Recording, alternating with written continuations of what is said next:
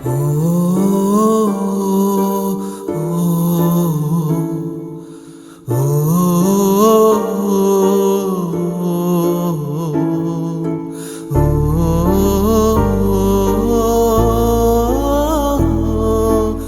రామ్మూర్తి నాయుడికి నారావారిపల్లిలో ఇవాళ మధ్యాహ్నం సరిగ్గా 3 గంటలకి అంత్యక్రియలు జరగబోతున్నాయి. ఆయన తల్లిదండ్రులు అమ్మన్నమ్మ ఖర్జూరు నాయుడు సమాధులకి ఉత్తరంగా ఉన్నటువంటి మామిడి తోపులో ఆయన అంత్యక్రియలు నిర్వహించడానికి ఇప్పుడే ఏర్పాట్లు చేశారు. మనం చూస్తున్నాం, అదే ఎంట్రన్స్లో మనం ఉన్నాం. ఆయనకి సంబంధించినటువంటి ఒక బ్యానర్ చూడొచ్చు. జోహార్ నారా రామ్మూర్తి నాయుడు అనేటువంటి ఒక బ్యానర్ అనేది మనకి కనిపిస్తూ ఉంది. అయితే ఈయన మాజీ చంద్రగిరి శాసనసభ్యులు కాబట్టి సో ఆ రకమైనటువంటి సర్కిల్ కావచ్చు, లేదంటే ఆయనతో ఉన్నటువంటి సన్నిహితులు, చిన్నప్పటి నుంచి ఆయనతో పాటు మెలిగినటువంటి వారందరూ కూడా ఇప్పుడు ఇక్కడికి వస్తున్నటువంటి పరిస్థితి అయితే మనం చూస్తూ ఉన్నాము.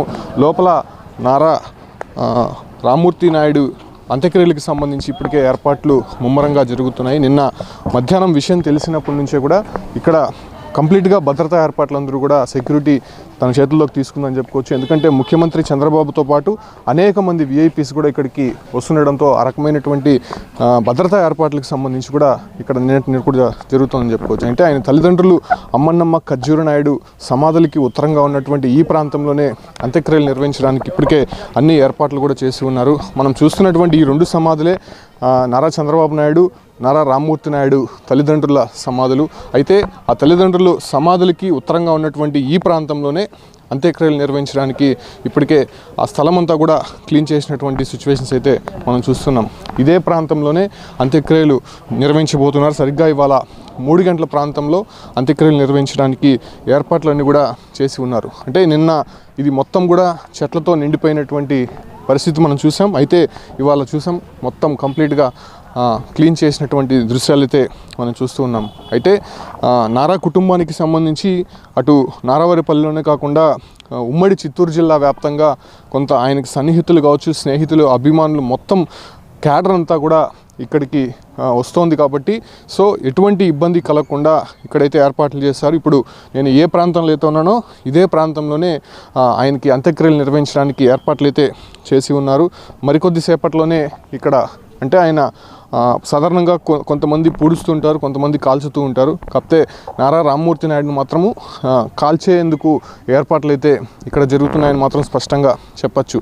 అయితే ఆ సమాధులు చూడవచ్చు. మనకి తల్లిదండ్రుల సమాధులకి ఉత్తరంగా ఉన్నటువంటి ఈ ప్రాంతంలోనే అంత్యక్రియలు నిర్వహించడానికి, ఒకవేళ అంత్యక్రియలు చేసిన తర్వాత ఇక్కడే ఆయన సమాధిని ఒకటి ఏర్పాటు చేయాలని చెప్పి నిర్ణయం తీసుకున్నారు. సో ఆ రకమైనటువంటి ఏర్పాట్లన్నీ కూడా ఇక్కడ జరుగుతున్నాయి. అయితే సీఎం చంద్రబాబుతో పాటు మంత్రులు వస్తున్నారు.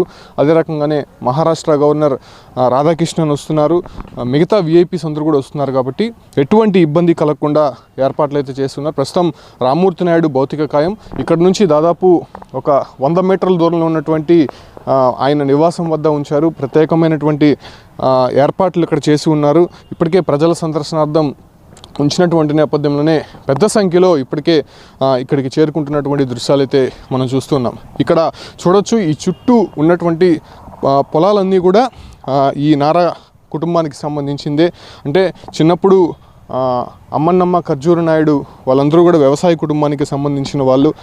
చిన్నప్పుడు చాలా కింద స్థాయి నుంచి వచ్చినటువంటి వీళ్ళు ఇప్పుడు అతిపెద్ద స్థాయి ముఖ్యమంత్రి స్థాయికి వెళ్ళినటువంటి నేపథ్యంలోనే ఇప్పటికి కూడా ఈ ఒక్క ఊరు జ్ఞాపకాలు అయితే వాళ్ళు నెమరు వేసుకుంటూ ఉంటారు. మనం చూడొచ్చు, ఈ చుట్టూ ఉన్నటువంటి పొలాలు మొత్తం కూడా వాళ్ళదే.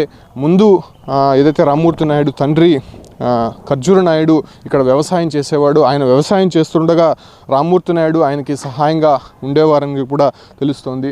ఆ తర్వాత ఆయన నాటక రంగంలో కావచ్చు, లేదంటే విద్యాభ్యాసంలో కూడా చాలా చురుగ్గా ఉండేవాడు. ముఖ్యంగా విద్యార్థి యూనియన్ లీడర్గా కూడా ఆయన పనిచేశాడు. కాబట్టి అప్పటి నుంచి కూడా ఆయనకి రాజకీయాలు అందిపుచ్చుకున్నాయి.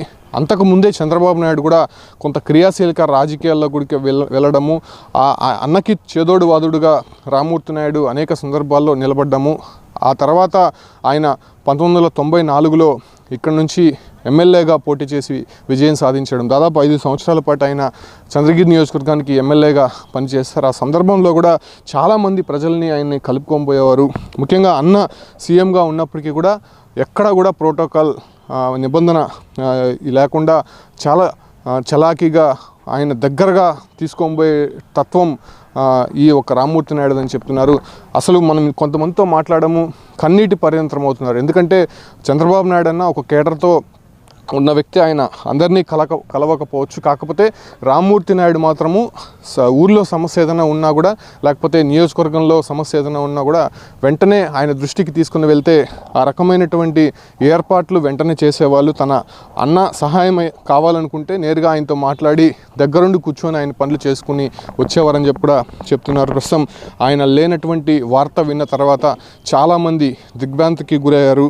నిన్నటి నుంచి మనం చూస్తూనే ఉన్నాం, నారావారిపల్లిలో పెద్ద సంఖ్యలో ఇక్కడ గుమ్ముకూడినటువంటి జన సమీకరణను మనం చూడొచ్చు. కంప్లీట్గా ఇవాళ 3 గంటలకి అంత్యక్రియలు జరగబోతున్నాయి కాబట్టి, అంటే 4:30,